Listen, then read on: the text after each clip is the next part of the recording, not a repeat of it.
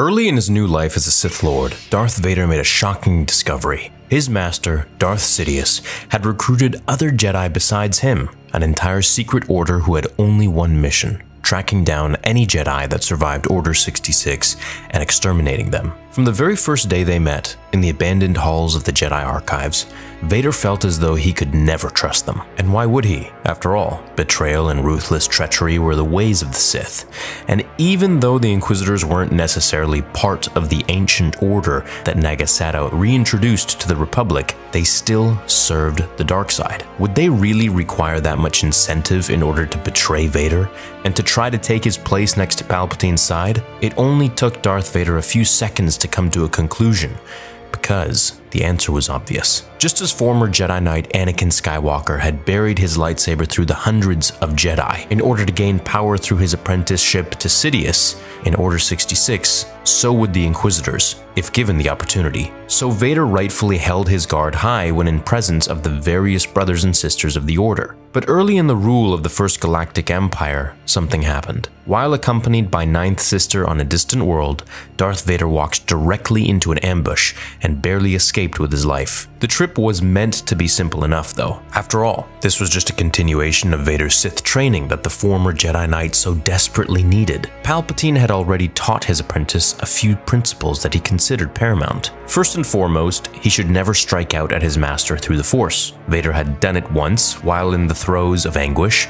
and Palpatine nearly cut his new apprentice's throat for the insult. You can remember this from the new comics that came out about Darth Vader that I covered. I believe it was back in 2015, and it was just after the events of Revenge of the Sith, where Vader comes off of the table after being turned into the masked machine. And he actually lashes out at Sidious, and Sidious threatens to, well, kill him. Second, Palpatine introduced Vader to the ancient technique of creating a Sith blade. This was another deadly task that brought Skywalker his second defeat since turning to the dark side. The third, fourth, and fifth lessons came quickly afterwards, when Vader found the Grand Inquisitor in the halls of the Jedi Library, and later when they tracked down former librarian Jocasta Nu. If you've kept up with my Vader comics that I've covered, then you also know about this. But for all the newbies here, I'm just touching upon it. The small steel platform that hung in the upper atmosphere of Cabaria was hardly the place you'd expect to find a Sith apprentice and his assassin. The handful of interesting highways and the passing starships in the distance was a dead giveaway that this was another backwater town on the edge of the colonies. There wasn't even a proper city nearby. But the Inquisitors, under Vader's guidance, didn't ignore reports of Jedi on the run, and that's what had brought them to Cabaria in the first place. A few days prior to the arrival of their Imperial shuttle, an agent of the Empire reported that someone at a nearby cantina had used the Force in a fight. But Ninth Sister noticed something. Even if they were here to investigate a Jedi on the run, that didn't necessarily require the assistance of someone as powerful as Vader. So, the Inquisitor did something that she hadn't often done. She used her ability to pry and ask questions, in order to figure out why Vader had chosen to personally come along. After a few back and forths, the Sith Lord quickly tired of the discussion, but not before Ninth Sister deduced the answer she was looking for. "You're here in case we get lucky. You're eager. You want to fight another Jedi bad," she said, as she lifted her visor and revealed a long red scar on her eye, where Vader had wounded her during a sparring match. Her guess was right. Vader needed to hunt. He needed an object to unleash his rage,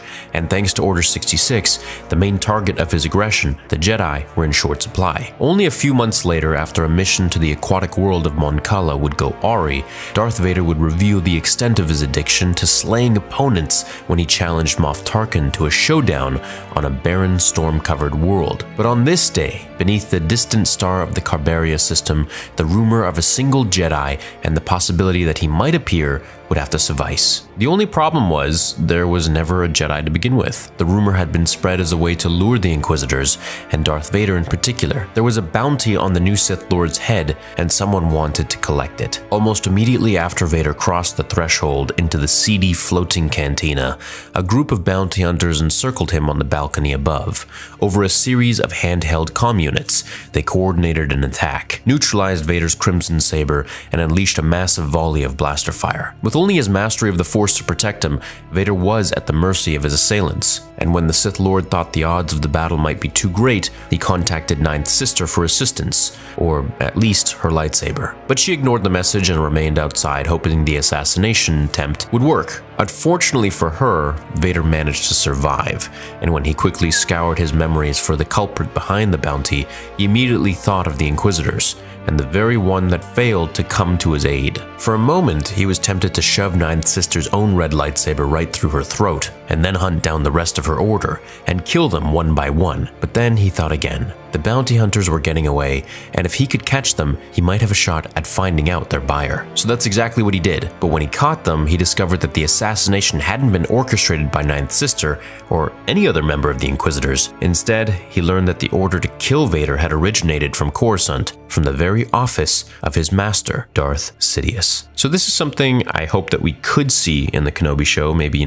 some of Sidious's treacherous ways on always testing Vader. I don't actually think Sidious wanted Vader to die, but I believe that he always tested him, and in the event that Vader would die, he would deem him too weak to be his apprentice, and basically a bit of a Qui-Gon mentality that, well, it was the will of the Force that I need a stronger apprentice now. He failed my test. So I always found that kind of interesting, how Palpatine would always try to replace Vader and test him and put him in these really difficult scenarios, just super unfair scenarios, like without his weapon, or saying he can't use the Force or can't use his lightsaber, and all these things just to really prove himself.